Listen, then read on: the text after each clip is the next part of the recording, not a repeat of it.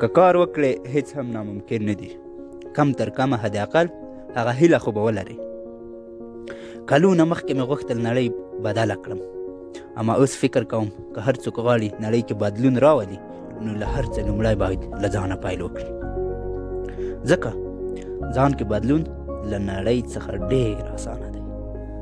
ښه خبره دی وکړه ښاغلیه، خو تا 3 ځله پوهنتون ته امتحان ورکړ، ناکام شولې. دومره ناکامۍ دې ولیدې، د خپل ناکامۍ نه دې ستړی شوی نه یې؟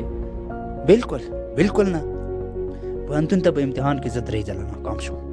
یوازې دا نه، زه په ډېرو خندهداره او ټیټو وظیفو ته امتحانونو کې ناکام شوی یم. لومړی خو یې متوسطي ښوونځي ته نه نیولو، په داسې حال کې چې موږ ترې فارغ شوي وو، ځکه د زده کړې کچه مو ډېره ټیټه وه، نو د نه ځواب یې راکړی و. خو دا خبرې خو سمې دي، د ماتو او ناکامیو څه تاثیرات در باندې درلودل؟ خواشینی نه شولې دومره ماتې دې چې ولیدلې؟ زه فکر کوم دا هر څه عادي دي او د ژوند یوه برخه ده، نو موږ هم باید عادي ورسره واوسو. حتی نن هم ډېری خلک ناکامیږي او موږ هم ردیږو. د 3 کلونو لپاره زه پوهنتون ته بریالی نه شوم، نو ما وظیفو ته اپلای پیل کړ، اما له 10 ځلونو څخه هم زیات رد شوم. پولیسو ته لاړم، ویل نه مناسب نه یې.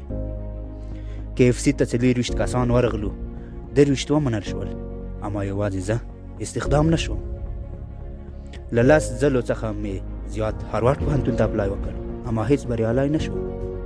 نو ما ته پاتې راتلل عادي دي او د بریالي کس د ژوند یوه برخه راته ښکاري.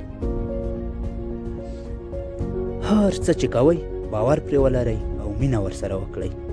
د نورو کیسو کې هیڅ مه کېږئ، د نورو هیڅ په کیسه کې مه کېږئ چې څه یې خوښېږي او څه یې نه خوښېږي، څه چې تاسې کوئ خوښېږي او که نه. ژوند لکه د نه خلاص شوي بکس داسې دی، ژوند لکه نه خلاص شوی بکس داسې دی، هیڅ کله هم نه پوهېږي چې څه به پکې وي، تر څو چې خلاص نه کړه او پکې داخل نه شي. زه هیڅ کله هم نه پوهېدم چې یوه ورځ به راځم او ستاسو په شان لویو خلکو ته به خبرې کوم. ما 15 کاله مخکې خپل چاپېر کې خلکو ته ویل موږ نه پیسې لرو، نه پیسهداره کاکا یا ماما او یا هم بل داسې څوک چې چارواکی یو لوړ مقام ولري تر څو مرسته مو وکړي. نو له دې امله موږ او تاسو باید سخته هڅه او کوشش وکړو. د ځانونو لپاره نه بلکې د خپلو ځوانانو لپاره. که چیرې موږ بریالي شو 80 سلنه ځوانان به مو بریالي شي، نو د دې لپاره یوازې ګروپي او ټیم ورک ته سخت اړتیا ده. ډېر ښه، دا باور چې لرې خوښ مې شو. خو یوه پوښتنه ده، چې ته ډېر سوچ کوې او ډېر ورته خفه یې؟ زه اکثر وخت دې ته ډېر زیات خفه شم چې د نن ورځې اکثریت ځوانان ولې ناهیلي کېږي، ولې هیلې بایلي او ولې دومره زیات شکایتونه کوي.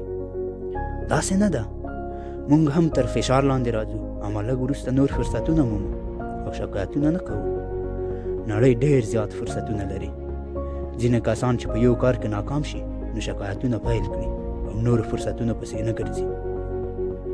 بالکل دا کسان هیڅ کله هم نشي بریالي کېدلی، اما هغه چې یو کار کې ناکام شي فوراً بل فرصت پسې هڅې پیل کړي هیڅ وخت نه ناکامېږي او تل پرمختګ کوي او په مخ ځي.